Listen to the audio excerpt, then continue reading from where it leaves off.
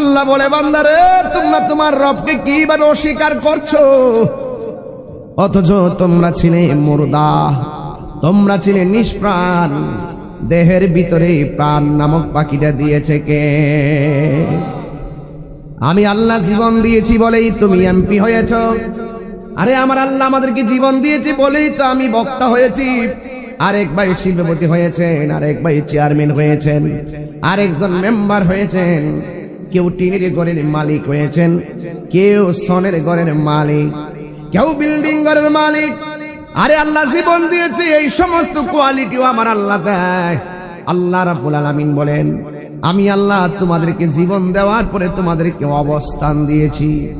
অবস্থান দেখার পরে কেউ 10 লাখ টাকার মালিক, ভিতরে একটা গেট আপ চলে এসেছে। কেউ 5 লাখ টাকার মালিক, ভিতরে একটা গেট আপ চলে এসেছে। কেউ বিল্ডিং ঘরের মালিক, ভিতরে একটা ভাব এসে গেছে।